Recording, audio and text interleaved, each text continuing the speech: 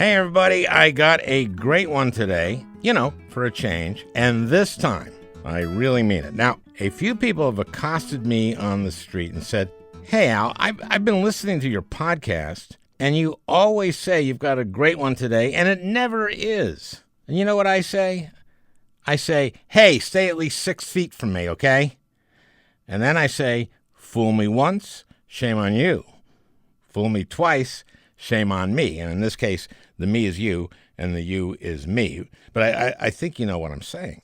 Anyway, this is a great one today. Charles Ramsey, former chief of police in Washington, D.C. and in Philadelphia, to talk about police reform. Chief Ramsey is a 50-year law enforcement veteran and one of our nation's leaders on police reform. And I do think you will love this one. I could not have talked to a better person on this issue. We are about to take a few weeks off here at the podcast.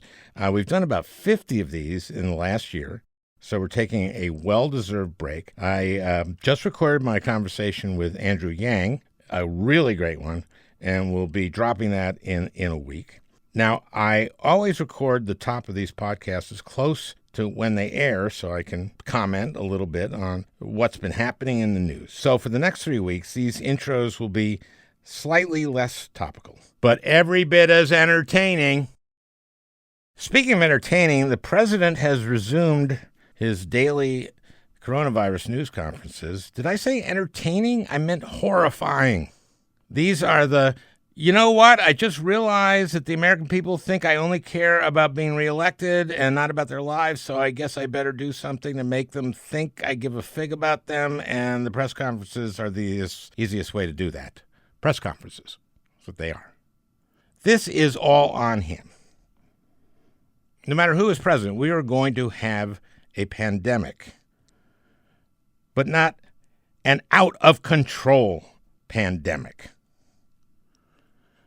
I mean, if you go back, we know that on January 18th, HHS Secretary Azar talked to the president and told him what this was, and the president said to him, "You're an alarmist." And he said, "I want to talk about fucking vaping." That's a quote. That was his priority then. He wanted teenagers to be able to smoke mint and fruit-flavored e-cigarettes again. That was his priority. And then, of course, the presidential daily brief warned him several times. Of course, Trump doesn't read the presidential daily brief. Biden says he will. He will definitely read the PDB. And get this, he'll do it daily. He will read the presidential daily brief daily. That's a pledge. Look, I was in the Senate during the Ebola crisis, and we led a global response to that. In large part because the CDC was on the ground in Africa and identified it before it got totally out of control in Liberia. And then we went in there and we tamped it down. Now, it's different from the coronavirus, but we were the global leaders there. Now, Trump, of course, cut funding for CDC's presence in 37 countries by 80%, including in Africa and including in China. In China. So we led a global response.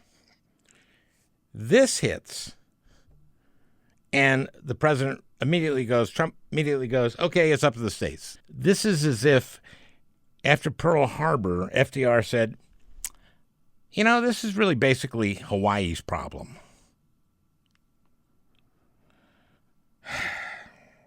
There is one area of agreement that I have with Trump. Early on, he said basically, "I'm going to look like an idiot in a mask." He's still going with the virus will disappear. He was asked about that. Chris Wallace asked, and he said, no, it will disappear. Well, yeah, the sun will disappear in 4 billion years when it burns out. So he comes back to the press conference and reads a statement and then takes a few questions. Ghislaine Maxwell, he's asked about her. That was the woman who procured girls for Jeffrey Epstein. That's what she's accused of and what she's in jail for and what we know. And what does he say? Because he says, I know her and I wish her well. I wish her well. Twice he said it. Now, I believe that was a message to her, and it was code for, you probably don't want to commit suicide in prison, do you? Is that too dark? Let's go to a lighter subject. I said a few days ago to Brian Williams that you don't often see a guy brag about passing a dementia test. Usually you don't take a dementia test if the people around you are seeing you operating on all cylinders. Mr. President, you are sharp as a tack. But just for fun, let's see if you can identify an elephant. Okay, a couple little thoughts about odd things. The Washington football team, the Redskins, thank God, have changed their name. And for the remainder of this season, which, by the way, will last 1 week, I think, they're now going to be called the Washington football team. That's what they're going to be called, which I just think is revenge for any of the play-by-play guys who criticize the name of the Redskins. Well, it's 3rd and 8 for the Washington football team. The ball is on the Washington football team's 35. I am going to get all the memorabilia I can, all the stuff I can for the Washington football team. I want to collect that. Okay, speaking of names of teams, a friend of mine who's no longer with us, Steve Schuster, really funny guy from Toronto. And when the Toronto Blue Jays were a new franchise and they didn't have a name, they had a contest in Canada, in Toronto, to name the Blue Jays, just to name the Blue Jays. And Steve came up with, I thought, the right name, which was the Toronto Americans. That's what they picked the Blue Jays? What, are there just a whole bunch of Blue Jays in Toronto? Man, how can you pick such an anodyne name? Well, that's what they did. And now, of course, Canada, being Canada and being a country that has dealt with the coronavirus, is told the Blue Jays they can't host any games in Canada. So they're going to play most of their home games, they have announced, in Buffalo. In Buffalo. All right. Well, we got a great one today. Chief Charles Ramsey will be right with us. First of all, thank you for agreeing to do this. That's quite all right. Thanks for having me. Again, you were the commissioner of police in Philadelphia, right? Yeah, correct. 8 years. 8 years. And then before that, you were chief of police in Washington, D.C. Yes, sir, for 9 years. Okay. So you know a little bit about policing. Just a little bit. I started in Chicago. I did 30 years in the Chicago Police Department from 1968 to 1998. President Obama assigned you to be a co-chair of his task force on 21st century policing. So you have studied this. This is in the wake of Ferguson. Am I right? Right. Obviously, in the wake now of the murder of George Floyd and these other murders of black men and women, we're having a real serious discussion about this. And we've seen nationally these demonstrations with people of all races gathering. Do you feel like this is a different moment? I do. I've been through quite a bit. And of course, you have local protests whenever there's something controversial that takes place.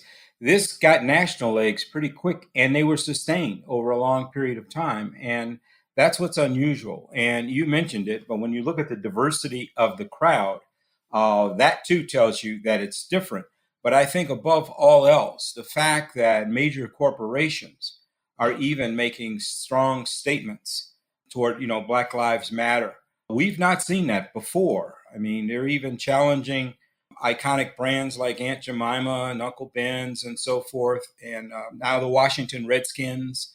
I mean, those are things that periodically would cause some conversation, but it never really led anywhere. I mean, Woodrow Wilson's name being taken off the buildings in Princeton. I mean, it's just one thing after the other, Confederate statues. I mean, there's a heightened awareness, I think, and sensitivity to the problem of race in America. And it looks like action is being taken. I just hope it's sustained. Of course.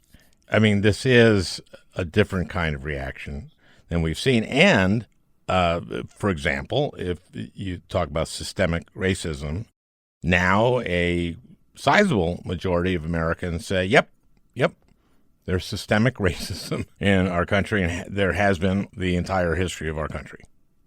Well, yeah, certainly I'm a person of color. It's not new to me, and it's not new to most people, but it's been something that people are kind of wanting to just kind of push down, push out of the way because it is ugly. And it's not the same. I mean, there has been an evolution that's taken place over time.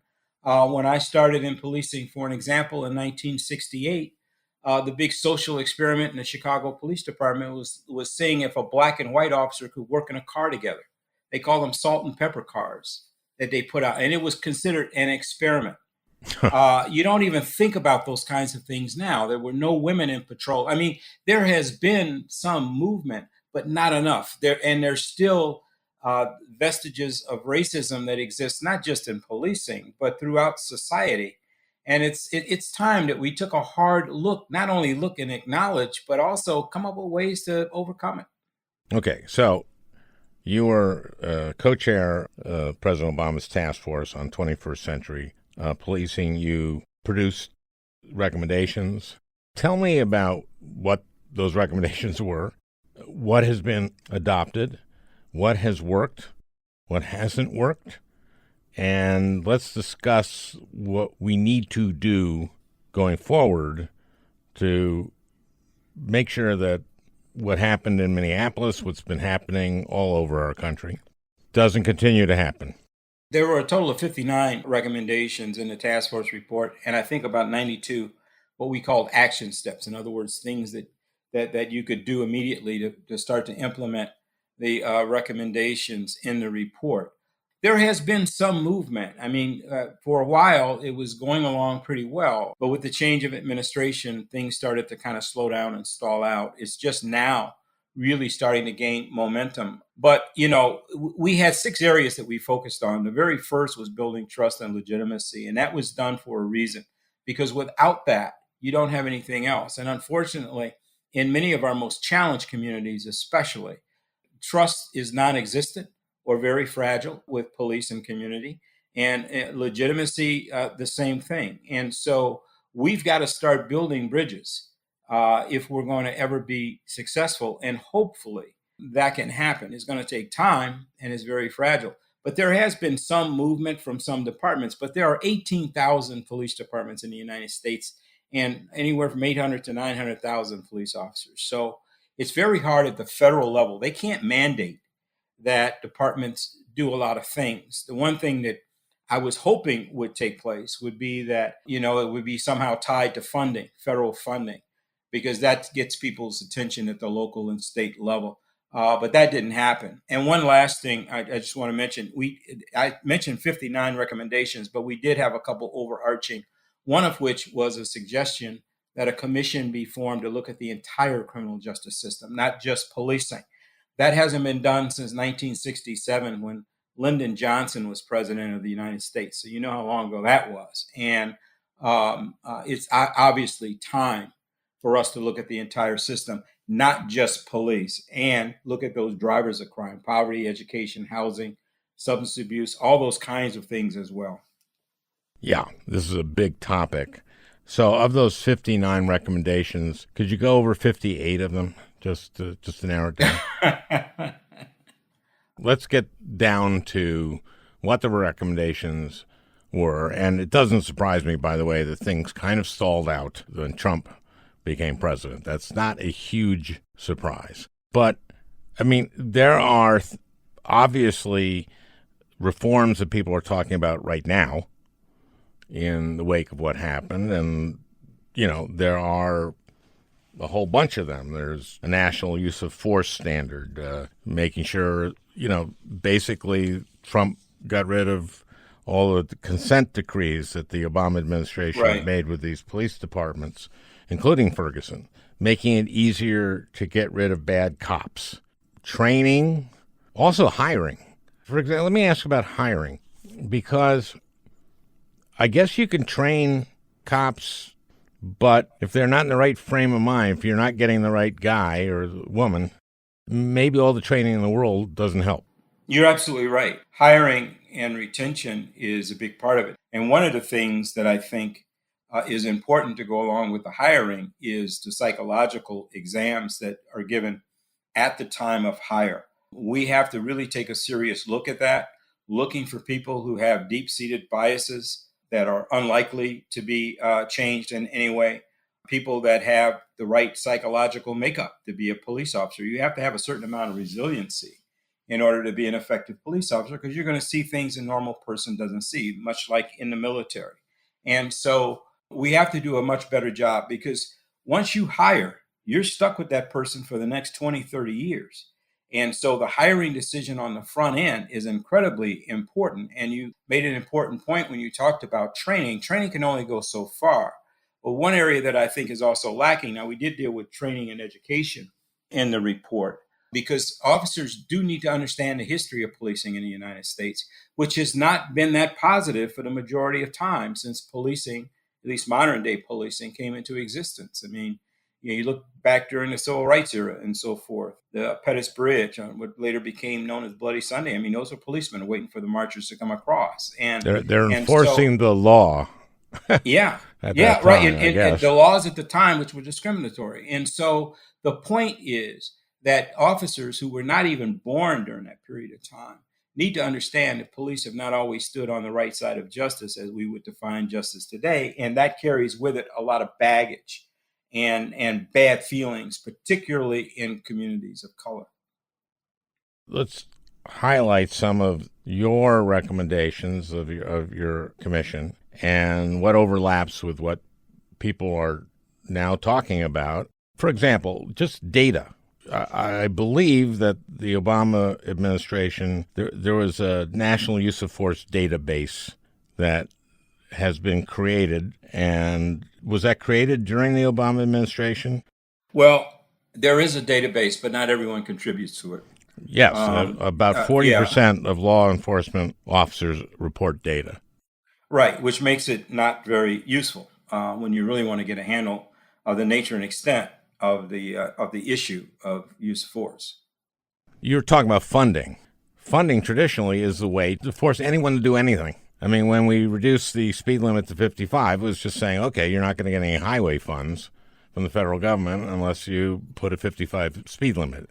When we did that, it's all about funding. Can't you pass legislation just to deny funding to anyone, or any police department that does not report that data? We do not know how many people are killed by our police. I mean, we need to track all of it in order to really get a handle on areas where training could be improved.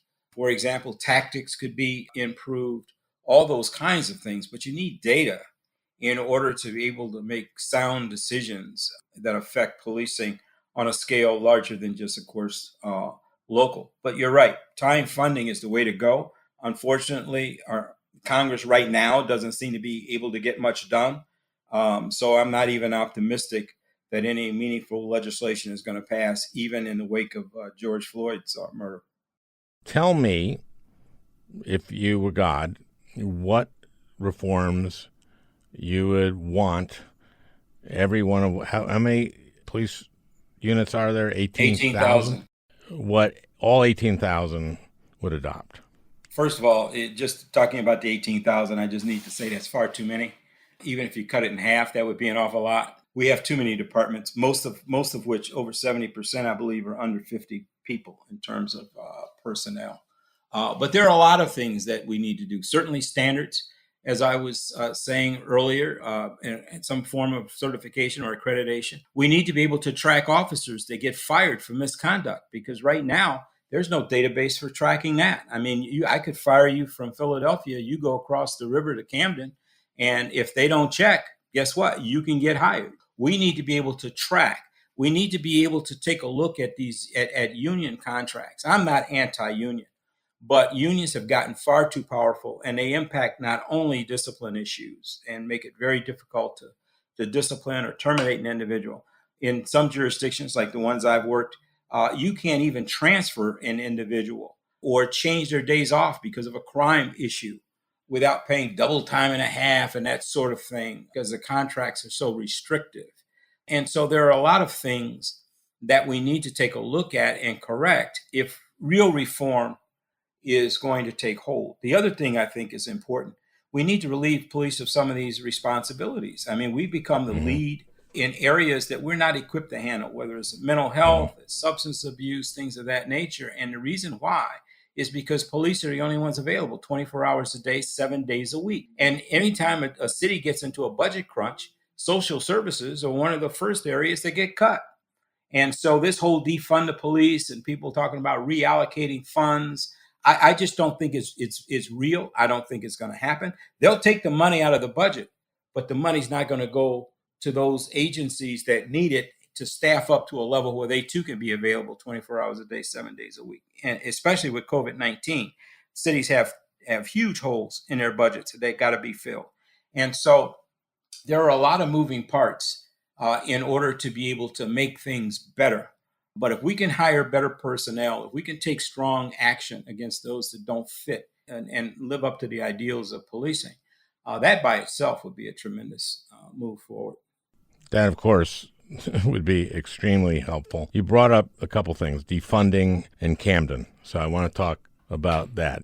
What we hope defunding means is exactly what you were talking about, is that, I was a big champion of crisis intervention training, which trained police on how to deal with a situation that's fueled by mental illness. But, yeah, we don't need police doing the job of mental health professionals.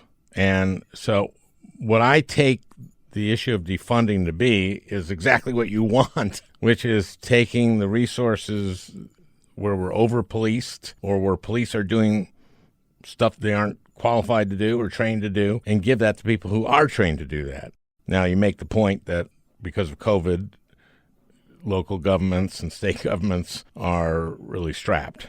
But in the long run, that's what I hope people are talking about when they say defunding, right? Well, I mean, it's what I hope too, but different people have different ideas as to what that really means, unfortunately. All I can say is this: follow the money, because it's easy to take money out of the budget, but where's it going to go? And will sufficient resources be given to these social service agencies, for an example, to be able to be the first responders? Now, police may still have a secondary role. Some of these calls that you roll on for somebody in a mental health crisis, they can be very dangerous.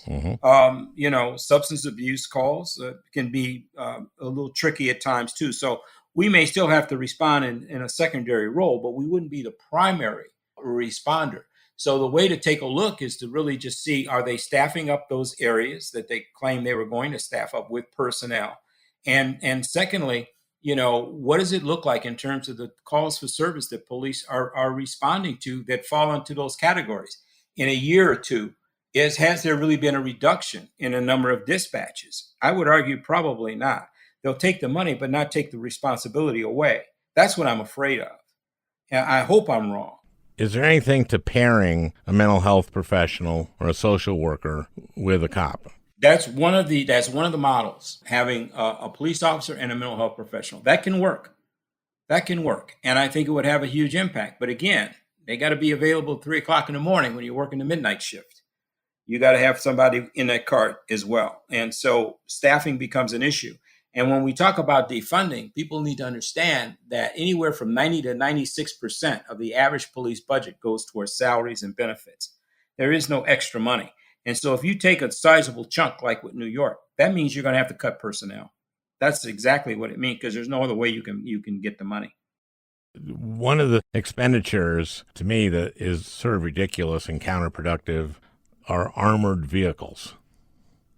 Those aren't really helpful, are they? Well, the so-called, and I'll use the term that I've heard used, even though I don't like the term, militarization of police.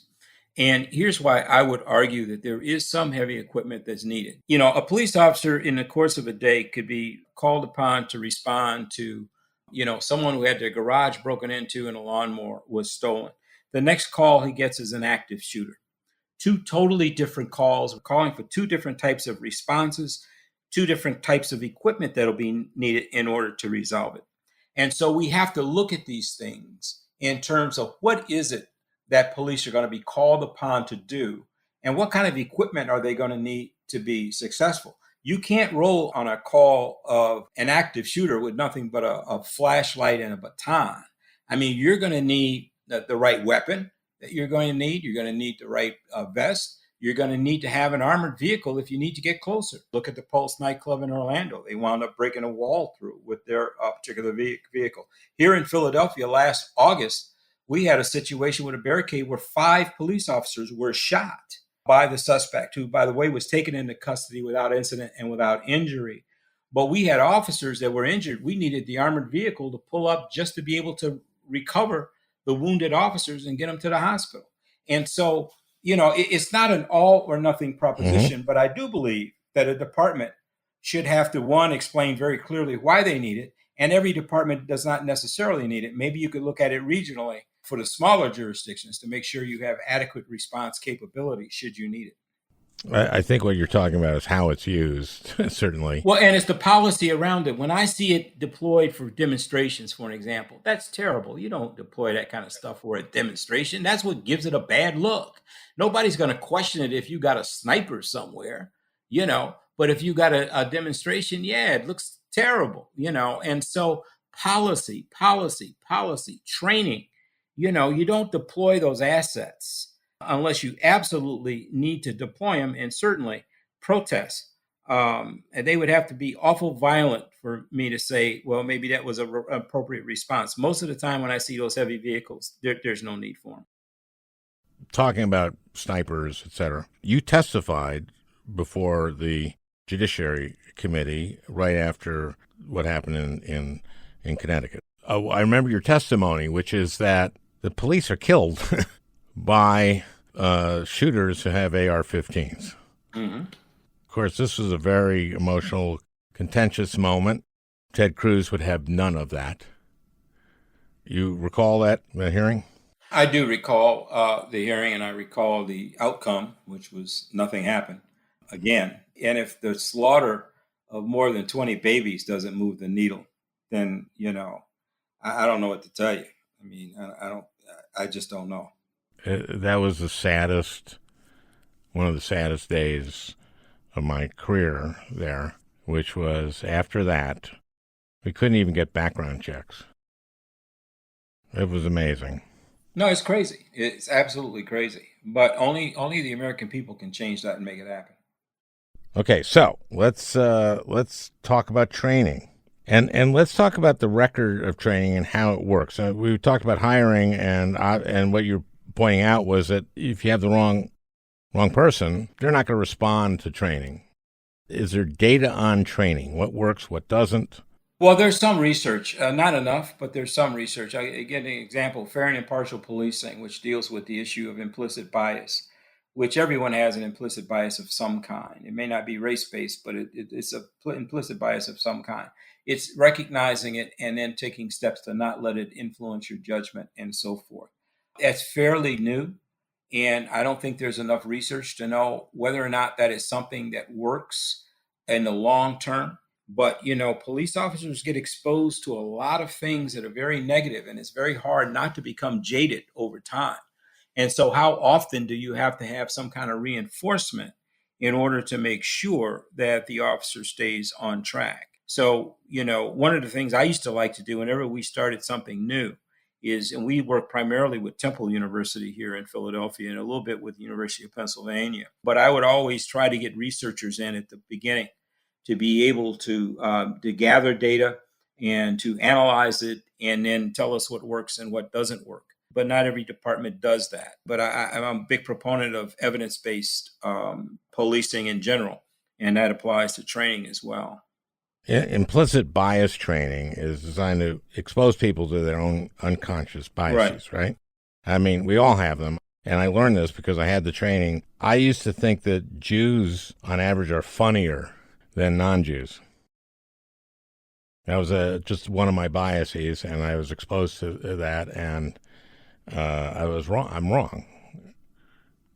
Yeah, I mean, well, we all have biases of some kind. Some may be race-based, some may be based on ethnicity, some may be based on a preference for a sport. I mean, it could be whatever, all those kinds of things. But the key for a police officer is you can't afford to have that kind of bias and have it influence your judgment. So training and education, I think, are two critical components. One of the things that has recently started, fairly recently in policing, is what's called reality-based training, where it's not just sitting in a classroom with lectures. You actually put people into scenarios where they role play, and you're really taking a look and you're actually challenging a person's judgment.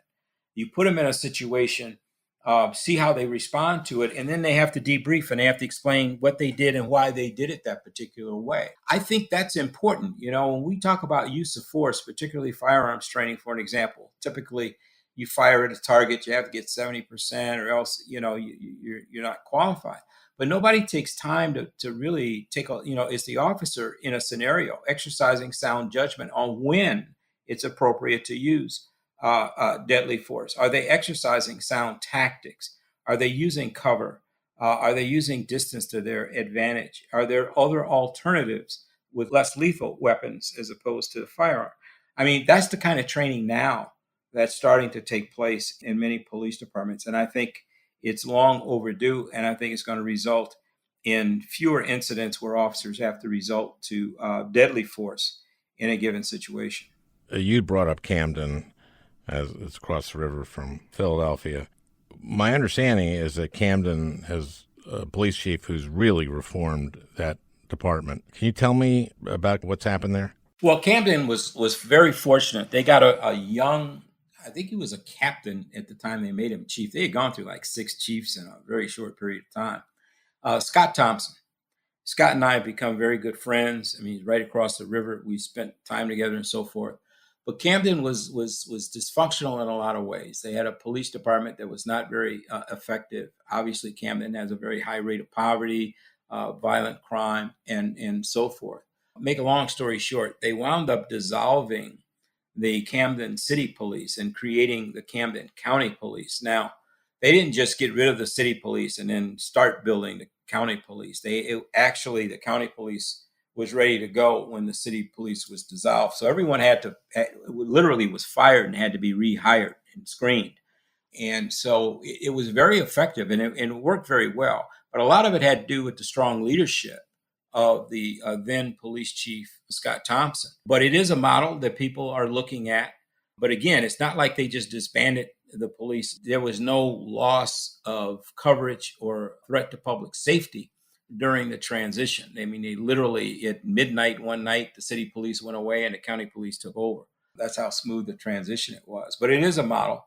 Tell me about the model. Well, it's very community-oriented. It's very community-based. Scott's a strong believer in community-oriented policing, which includes foot patrol, bike patrol, doing all kinds of activities with young people. That's mandated in that department. But again, their screening of the people that they brought into the department, I think, was very thorough. Not every Camden officer that was with Camden City wound up becoming a county officer. They were able to get rid of a lot of the dead weight that they had and people who just were not the right fit for policing and bring new people on board. And I think that went a long way. But the emphasis on community policing is what makes it a model. They also got very sophisticated with their technology in terms of being able to look at real-time trends and patterns in crime and then adjust deployment accordingly. So they knew where to put their police officers. We used to call it putting cops on the dots, which basically means that as you start to see emerging trends and patterns, you make the adjustments you need to get on top of it. You have cooperation from the community, so you have a good intelligence base. You know who the violent people are and so forth in a given area. And it just worked out. So Camden is a different type city, and it's reflected in their crime stats. It seems like a really good model. Well, it is a good model. Yeah, it is a good model, but again, policing models aren't one size fits all. Every community has to look and figure out what's best for them, but it is a model. And so when you hear things like disband the police, the first question I have is replace with what? And then even if you do replace, what's the guarantee that in 5 years you don't wind up with the same kind of police department you just got rid of? So it's not just replacing people. You've got to have other things in place to make sure that you don't have officers that over time start to fall back into those same habits or start engaging in acts of misconduct, whether it's excessive force, verbal abuse, or whatever it might be. So, it's not just a quick fix. It's a long-term strategy that has to be in place as well. But it does seem like a model that, police departments around the country should be looking at. Community policing is something we talk about a lot, and certainly having police on the street, being familiar with the community, is a lot better than just patrolling. Yeah, one of the things I did in Philadelphia, when we had a class of recruits graduate from the academy, they started out on foot patrol. They went in some of our most challenged areas, and I don't mean commercial corridors. I mean neighborhoods that had a lot of open air drug trafficking and various other things going on. And we put them on foot patrol. And there were a couple of things. Number one, it was effective. Temple did a study and showed that it had a 20% reduction in crime in those areas where we had to foot patrol versus those control areas where we did not have foot patrol. But secondly, and most importantly, it taught them a valuable lesson early in their careers, and that is in the most challenged neighborhoods, there are more decent, law-abiding people living there and good kids living there than there are criminals. You don't see that if you're in a Crown Vic with your windows rolled up, going from call to call. But if you're out there on foot and you're walking down the street and you see people sitting on the porch and you stop and you chat, you see young people out there and you stop and have a pleasant conversation with them, and you realize they have the same hopes and dreams that you had and that your children have. You start to learn about people and they start to learn about you. And that's how you break down those barriers. And I think that's why that is so critically important. Yeah. Wow. It sort of seems so obvious. I hope that's part of where we're starting to go. Sometimes the most difficult things to see are the things closest to you. Overlooking the obvious is something Right. I try not to do.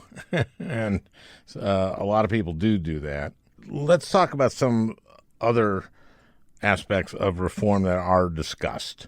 Qualified immunity.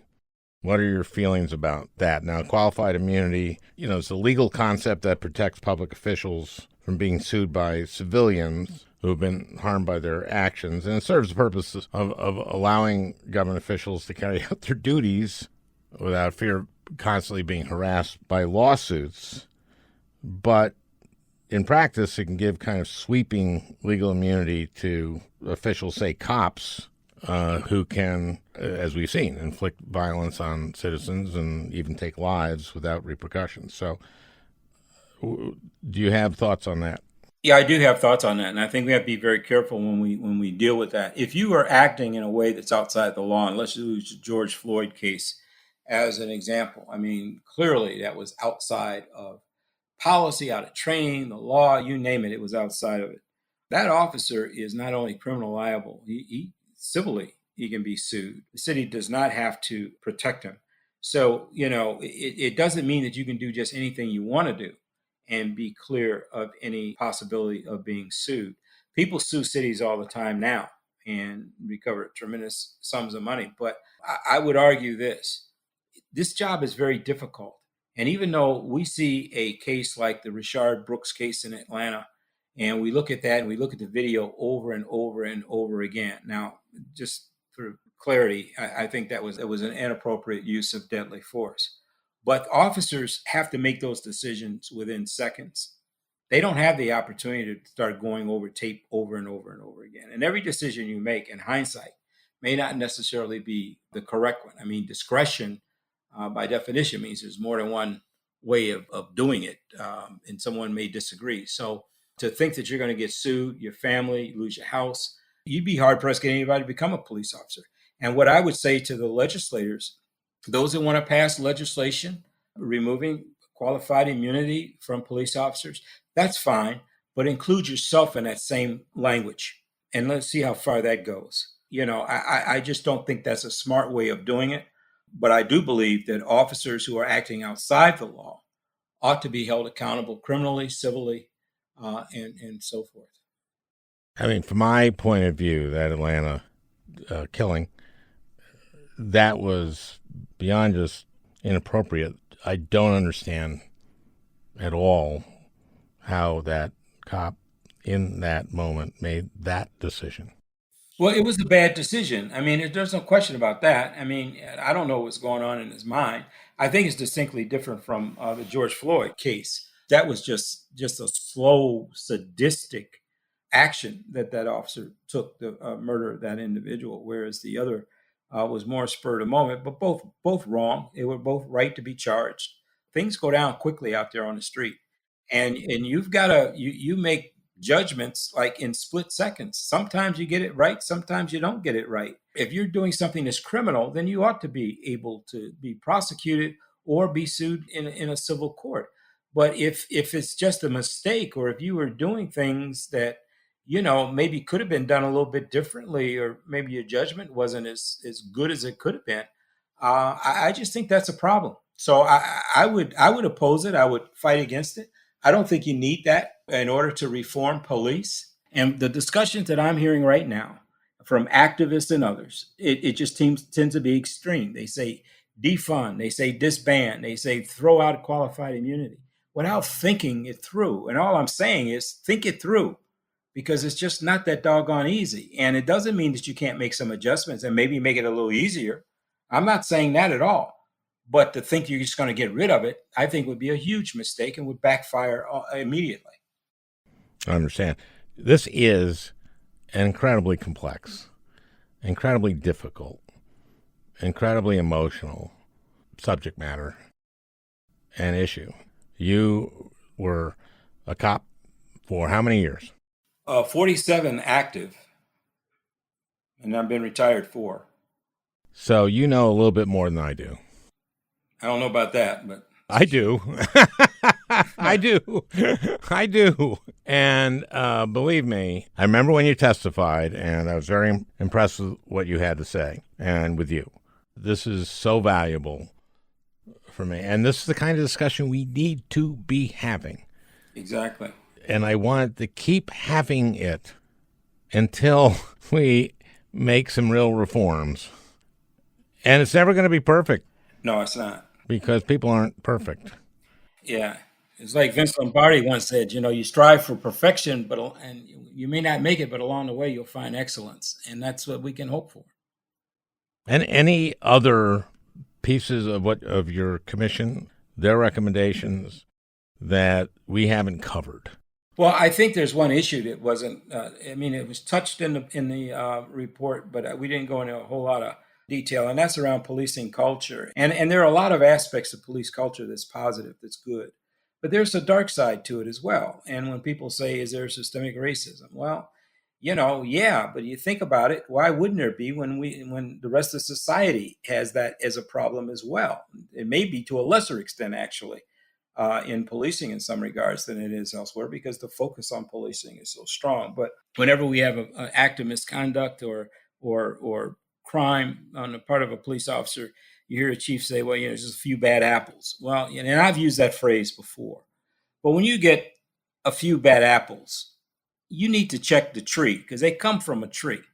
The tree might be diseased. You have to prune trees. You got to take care of it so that next year the crop will have more good apples than bad apples. We have to look at ourselves as police leaders, and we have to have that hard conversation internally and do something about some of the things that are just wrong. I mean, whether you're talking about officers being untruthful, whether you're talking about officers engaging in excessive force, criminal behavior. It's not the majority, but the reality is the few have defined the many. And we just can't allow that to continue because we'll never get the trust of the people that we serve if we continue down this path. So police have a huge role in turning this around. And it's going to start with that inward look and being critically and brutally honest about what's going on in our profession and ways in which we can change it.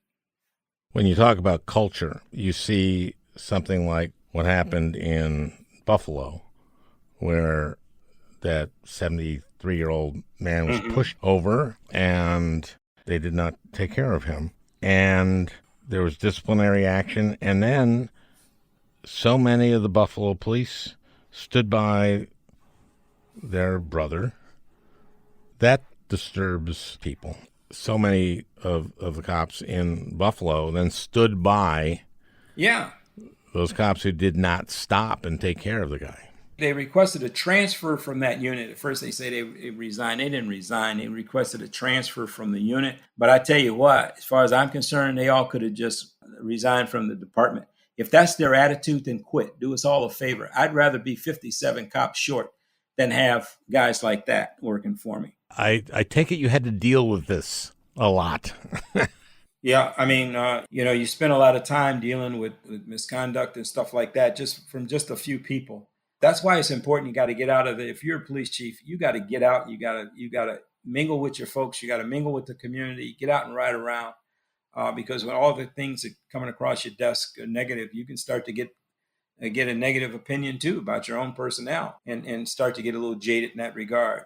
There's more good police work taking place out there than bad, and we don't need to throw the baby out with the bathwater.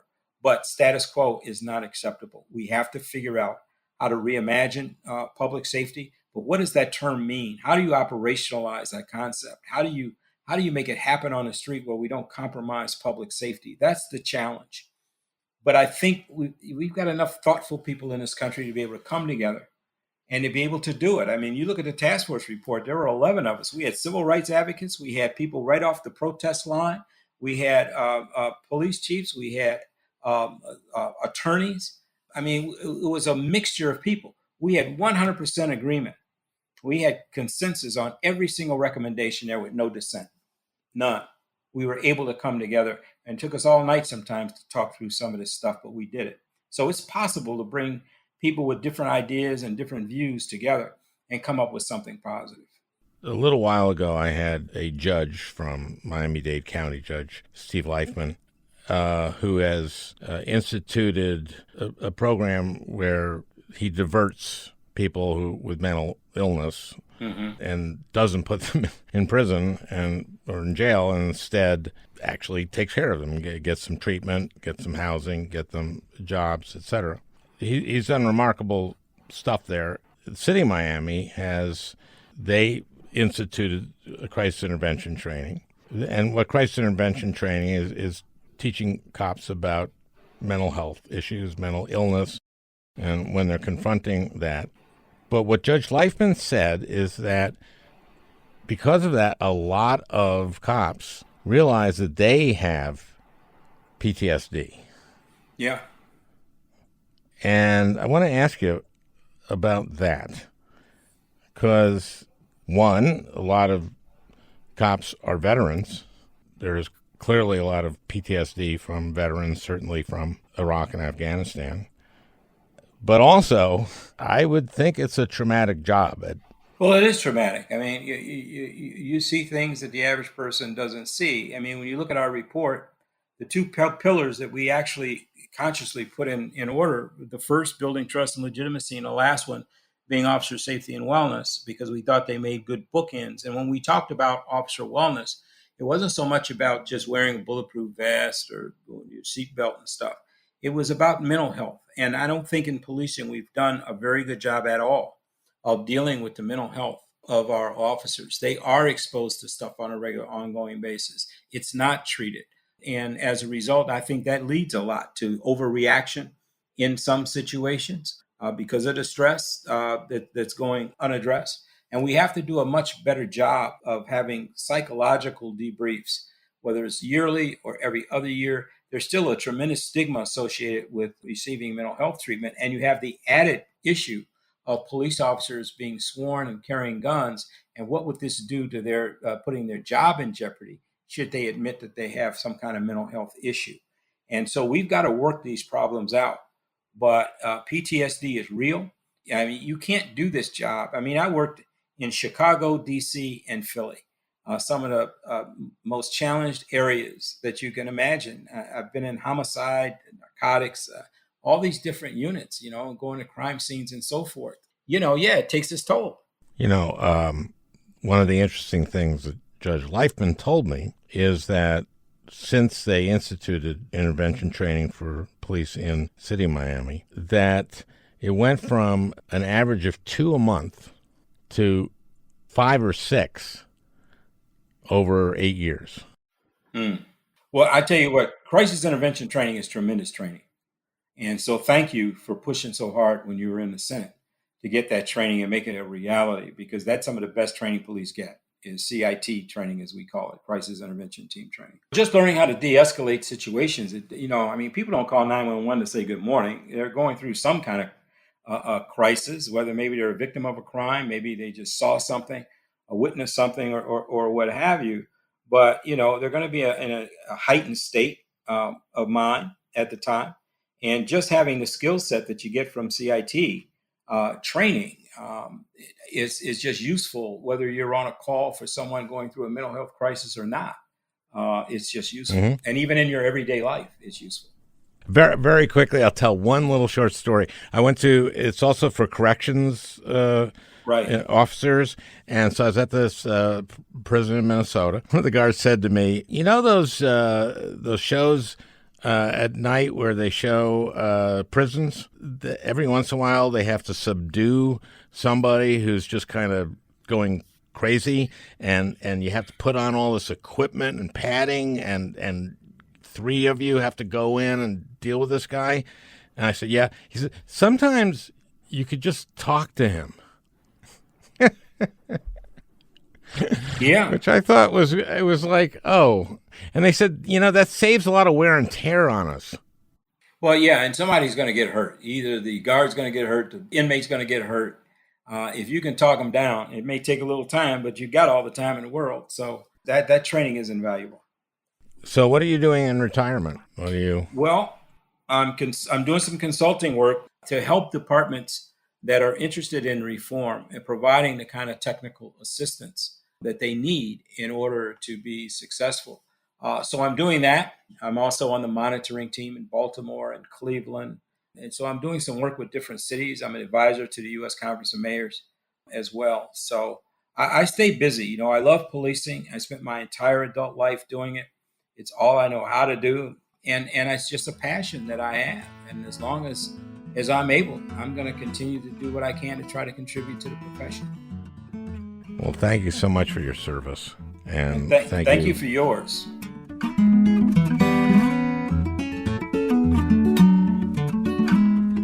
Well, I hope you enjoyed listening. That beautiful music is by Leo Kottke, the great Leo Kottke. I want to thank Peter Ogburn for producing this podcast. We'll talk again next week.